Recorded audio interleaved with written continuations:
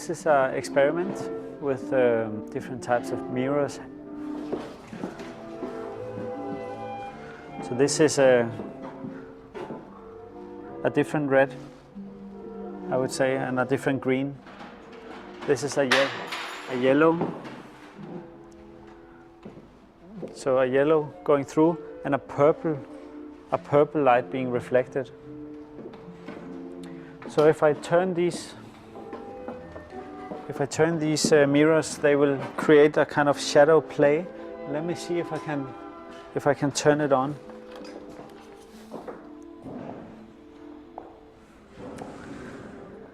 If we now suggest that the activity rather than the material is what determines this situation, I think I'm onto something. This is why I'm trying to model the activity in a way so it's still kind of engaging, but it's not yet quite as, or maybe not quite that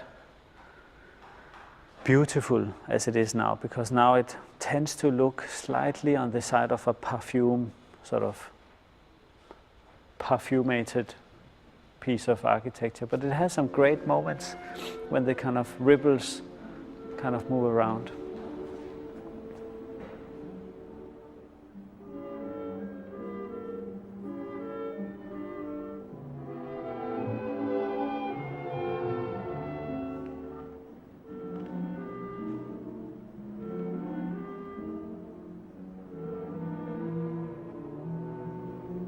Sometimes pleasure can take over or kind of colonize the sort of potential of a project a little bit. So I hope it's not over the top kind of pleasurable, but nevertheless, I of course like to, should I say, create some kind of key for the engagement.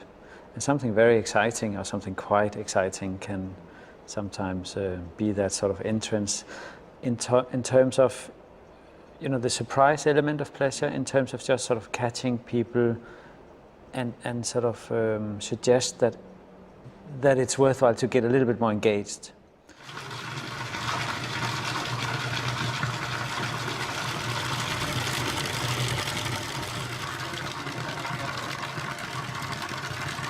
This is really about stopping time. It's about the utopia of time to some extent, in the sense that what we see right there, one drop, is fundamentally a thousandth of a second. You know, it's the moment between two moments rather than a moment. I really like this, you know, seeing what we cannot normally see.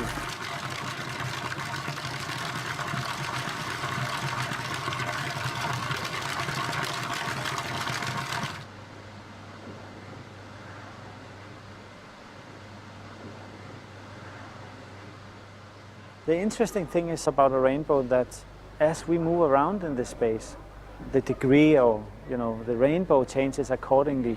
And the idea that if we don't look, you know, the degree would also not be there and there would be no rainbow. So in this case, I'm quite intrigued by the fact that this is maybe not here when we are not here, just like really anything else in a museum. But here it's sort of obvious that the ephemerality is really dependent on your presence.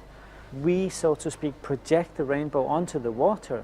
It's not the sun and the rain which, should I say, projects the rainbow onto us. And as a kind of museological statement, that is very nice.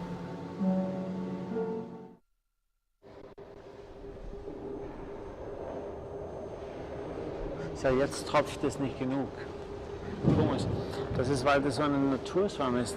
So eine Ökoschwamm. Wir müssen irgendwie so einen ganz fiesen Reinigungsschwamm, was viel mehr Wasser. Die haben wir probiert, aber die nehmen das auch nicht so schnell auf.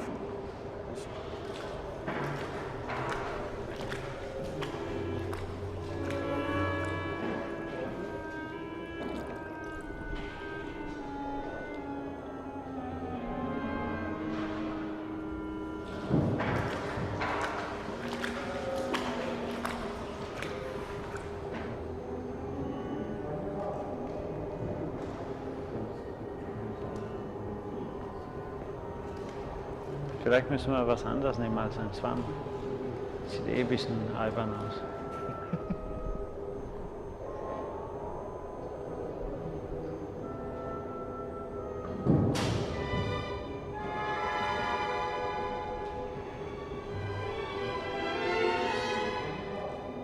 Die Eröffnung ist in 3 Tagen.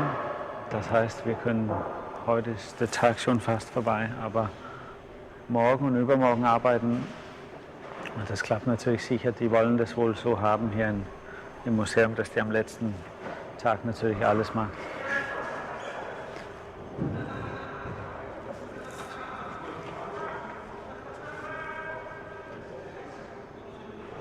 Also im Prinzip ist das hier die Wand, die Trockenbauwand, was hier komplett durchgeht. Der ist normalerweise gar nicht hier. Und so haben wir dann am die Ende von Wand ein Fenster drin, wie man sieht, wo das Licht reinkommt.